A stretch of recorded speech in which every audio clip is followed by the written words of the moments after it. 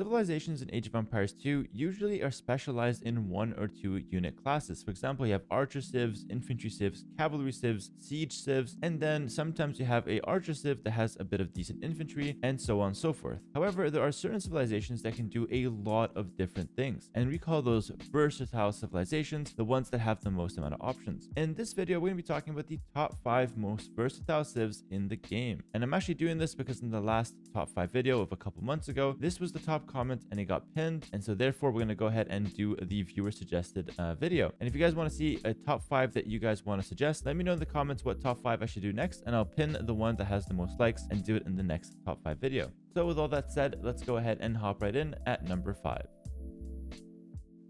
Starting off the list, we've got the Italians. Now, the Italians are described as an archer and naval civilization, but the reality is they do a lot more than that. We'll start with the obvious, of course. As far as naval goes, they are fantastic, probably one of the best in the game. They get a really nice tech tree, and they're only missing heavy demolition ships. Everything else from the dock is available to them. And on top of that, they also get dock upgrades at a minus 33%, and their fishing ships cost a little bit less as well. So they end up having a really strong naval play from start to finish. And then going over to their archer line, they've got everything there as far as arbalest goes, fully upgraded arbalest. They've also got hand cannoneer and elite skirmisher, and they also get a nice bonus that states that foot archers and condottiero get +1 melee and +1 pierce armor from the start of the game. And if that's not enough in the archer realm, their unique unit, the Genoese crossbow, is actually a anti-cavalry archer unit. So if you're up against heavy cavalry like Paladin, you can just tech into the Genoese crossbow, the unique unit, and do massive damage to the incoming cavalry, as it has a bonus damage against all things mounted. Pretty cool so far, but the Italians are just getting started. They also have the hand cannoneer, as I stated earlier, but with an attached unique tech that gives it 15% pass-through damage and makes it more accurate. So the Imperial Age tech, the Golden Crown, is boosting the hand cannoneer, giving the Italians even more options for the late game. On top of that, their gunpowder units are costing minus 20%, which of course affects the hand cannoneer, but it also affects the bombard cannon and the cannon galleon. A lot of different options already for the Italians, but there's one more that's really important to mention, and that is the condottiero. The condottiero is a unique infantry that is available as a team bonus for anyone on the Italians team. And yes, this does apply to 1v1. The condottiero is basically an anti-gunpowder infantry unit that comes out the gate really fast because it doesn't need any upgrades, and it moves pretty fast, and it also does decent damage, and it has decent HP as well. It's a well-rounded infantry unit that specializes at countering gunpowder because it takes less damage from gunpowder, and it also does more damage to gunpowder units. So it's a pretty cool option that the Italians can go for in the late game. But even if you don't want to go for any of the unique Italian options, you can just go for their fully upgraded Hussar and Cavalier line. They get access to bombard cannons and onagers if you want them, and they also get access to champions and pikemen, although of course they are lacking gambesons. But their blacksmith upgrades are fully teched out, so even going for pikemen or champions, you still get really decent upgrades, and it's a worthwhile option if the situation calls for it. And last but not least, they also have really nice options in terms of utility. They've got bomber towers and keeps fully upgraded, and then they also get access to all the monk techs except heresy. The only important tech you're missing from the university is siege engineers, but other than that, you get everything that you could ever ask for. Overall, the Italians are extremely versatile and definitely deserve a number 5 spot on the list.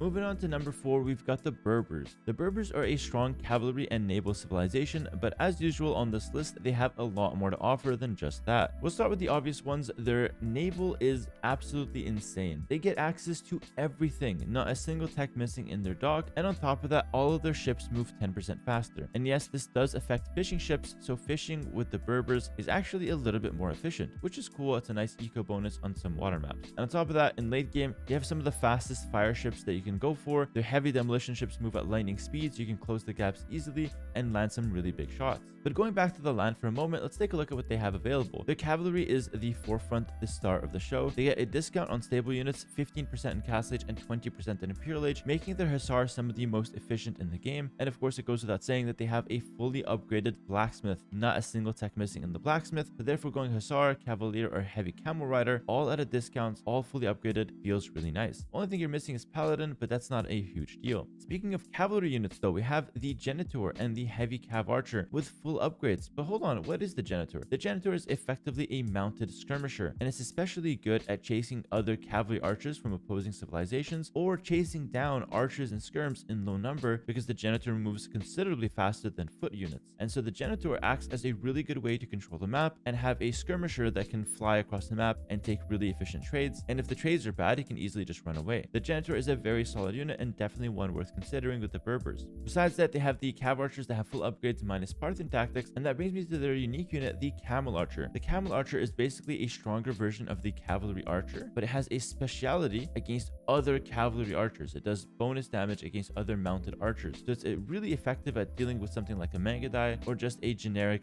cavalry archer from other civilizations. So already a ton of options on the table, but if that wasn't enough, they also get a few other options. They get access to hand cannoneer and bombard cannons, and unlike the Italians, they actually do get the siege engineers, which feels really good. And then they also get access to heavy scorpion and onager in case you need some extra siege power. And looking at their barracks, they get access to fully upgraded champions except gambesons, and also get access to pikemen in case you need them, in case the camels are not doing the trick. And last but not least, although you don't get access to bombard tower or keep, you do get access to a decent monk tech tree, only missing block printing and sanctity, but you have decent monks to lean on in case you need a little bit of utility in the mid game. Overall, a ton of options for the Berbers and definitely deserves the spot at number 4.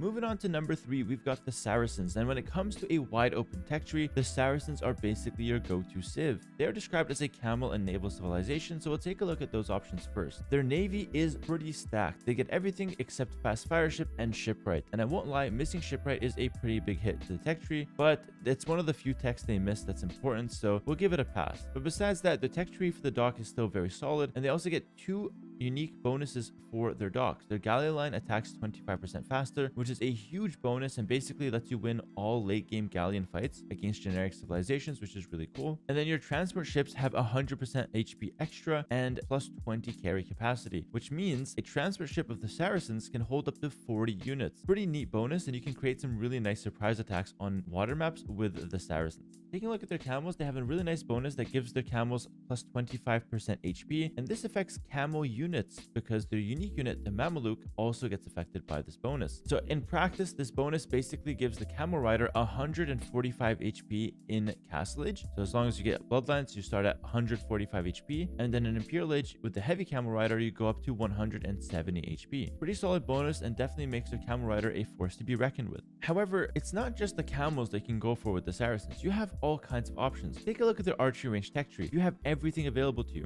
Fully upgraded arbalests that also benefit from their team bonus that gives foot archers and skirmisher line plus 2 attack versus buildings, which lets you break into walls pretty quickly. Then they also get hand cannoneer, elite skirmisher, heavy cav archer, Parthian tactics thumb ring, everything you can ever ask for. Moving on to their barracks, they have everything except the halberdier. Moving on to the stable, they get the hussar fully upgraded, but they only miss, it's the only civ in the game that misses cavalier but has knights, and that is the Saracens. So unfortunately, a pretty big hole in the tech tree as far as their knights go, but I'd argue that it doesn't matter because the camel being tankier more than makes up for the knights in most cases. And hey, you still have the knights in Castle Age that you can go for. You don't necessarily need to go for the cavalier in Imp. The camel rider will be a much better option, and if you just need a spammable cavalry unit, the hussar is usually the way to go anyways. Their siege is absolutely stunning. They get a full tech tree minus heavy scorpion, and they also get their golden crown tech, their Imperial Age unique tech that gives trebuchets and Maginot line plus 15% extra attack. So extra damage from the already very strong siege onager leads to a really nice death ball in late Imp. Blacksmith fully teched, of course. And then moving on to their unique unit, the elite Mameluke. Extremely strong unit, just an overall powerhouse in late game, but also is an anti-cavalry unit. So the Saracens going up against a cavalry civ have all kinds of options. You've got the camel with extra HP, and you've also got the Mameluke on top of having, heavy cav archer, Arbalest already teched in as a backline DPS. Really cool unit though. I love the Mameluke, and I think it's really cheap to upgrade compared to how good it is. And then lastly, they also get fully teched out monk tech tree, which is absolutely insane. And on top of that, they get a unique tech, their Castle Age crown, which gives their monks the ability to passively heal multiple nearby units, which makes their monk healing an AoE ability, allowing them to heal multiple units instead of just one unit at any given time. And the last thing worth mentioning is that you get siege engineers and keep at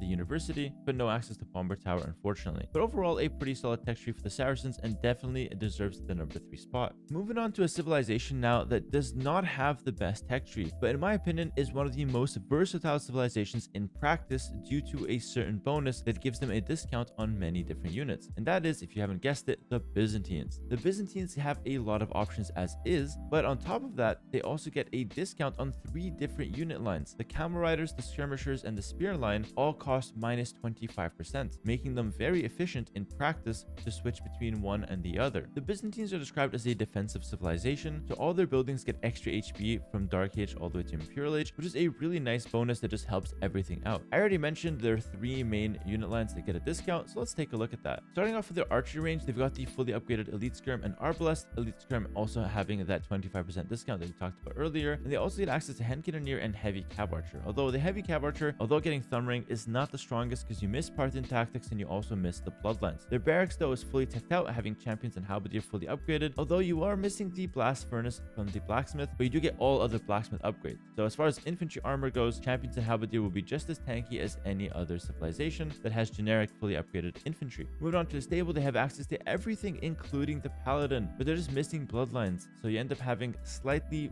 less tanky, slightly weaker cavalry units. But of course this is a necessary balanced decision because the Camel Rider is already coming at a minus 25% discount, so if you added Bloodlines to that, it would be way too strong. Even without Bloodlines though, their Camel Riders are still insane and definitely worth going for. Their siege is pretty solid as well. You get access to Siege Ramp, Onager, and Bombard Cannon, only missing access to Heavy Scorpion and Siege Onager. We already talked about their Blacksmith, it's looking solid. And as far as their Navy goes, it's absolutely insane. You do miss access to the Cannon Galleon and the Elite Cannon Galleon, but in its place, you get access to the Droman, which is about the same and does pretty much the same thing, which is being an anti-building ship. But the good thing about the Byzantines is that you get a really strong fire ship. Their fire ships and their Dromans attack 25% faster. So from the start of the game to the end of the game, you're going to get really nice advantages from this bonus, and it serves as their main unit line out of the dock. But they get access to heavy demos, galleons, and even shipwright, so they have a ton of options in the late game. On top of their fire ships being strong straight out the gate, you also have a unique tech, Greek Fire, that gives the fire ships +1 range, and it also gives the Dromans and Bomber Towers increased blast radius, which is really cool for late game water fights. Although you're missing Siege Engineers, you get access to the Keep and Bomber Tower, and remember that their buildings are actually stronger. They're extra tanky without needing any techs associated, so getting a lot of defensive fortifications ends up getting extra value for the Byzantines.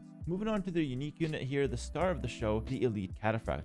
The Elite Cataphract is a strong, well-rounded cavalry unit that is especially strong against infantry and actually does trample damage once you get the unique tech Logistica. So the Cataphract countering infantry is actually a really nice tool for the kit because the Byzantines already counter archers really well by going skirmishers. They counter cavalry really well because they have cheap halb and cheap camel. And so infantry is the one remaining thing that doesn't really have a good counter besides Hand Cannoneer. So they get the Cataphract as a secondary counter to the infantry. So you can counter pretty much every unit in the game with the Byzantines. How cool is that? Taking a look at their monastery as well to round things off, they have everything except herbal medicine, but you don't even need herbal medicine because your team bonus is that the monks heal 100% faster. So as you can see, the Byzantines have something for everything and they have all situations covered, making them a very versatile civ. Before I talk about number 1, which I think is the only civ more versatile than the Byzantines, I do want to give a couple honorable mentions. I'm going to talk about the Chinese and the Malians briefly. The Chinese and the Malians have really nice tech trees as far as like Castle Age goes. They have really good versatile options in a practical game setting. However, the Chinese and the Malians have a lot of holes in their tech tree going into Imperial Age, which is why I didn't include them on the list, but they were kind of like next up, but definitely still worth the honorable mention.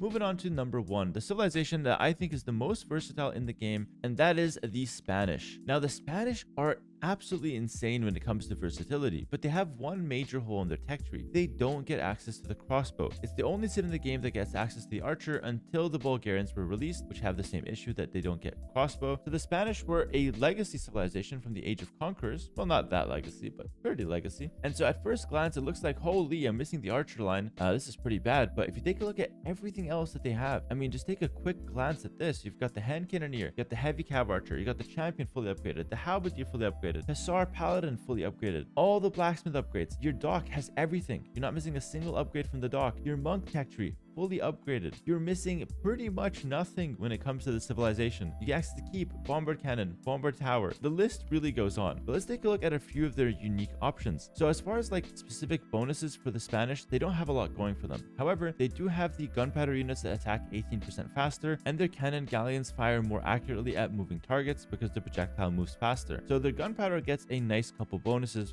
from their unique techs, but the main star of the show, in my opinion, is the unique units, both of them. So the Conquistador out of the castle is a really good all-purpose gunpowder unit. It's a mounted gunpowder unit, the only one in the game, and it's a very, very strong unit, especially straight out the gate in Castle Age, but even in Imperial Age, it does a lot of damage, and it's a really strong and tanky backline DPS unit. But their second unique unit is something that's been made a lot stronger in recent patches, the Missionaries, a mounted monk. Remember when we said they had all the monk texts available? Well, this applies to the Missionary as well, which also benefits from stable texts like Bloodlines and Husbandry. So we've gone full circle now, connecting their monk tech tree with their stable tech tree to create a monster of a unit, the Missionary. And if the monk techs are not enough, they also get a unique tech, Inquisition, that gives their monks and missionaries the ability to convert faster, and it also gives the missionaries +1 range, which is really useful, making them an 11 range mounted monk. How strong is that? So in the end, the only things you're really missing are crossbowmen, obviously, then Parthian tactics, which barely matters, and then heavy scorpion and siege onager, as well as siege engineers. Those are the only 5 things that you're really missing in a practical game. Everything else that you could ever need is there for the Spanish. And last but not least, the coolest option that pretty much only the Spanish can do, the villager fighting. They have access to supremacy, which gives their villagers a crazy stat line in Imperial Age, and I think that that is the coolest option that any civilization has on the list. It is a viable strategy with the Spanish to just go ahead and make nothing but villagers and rush with villagers, not even siege, just villagers can kill,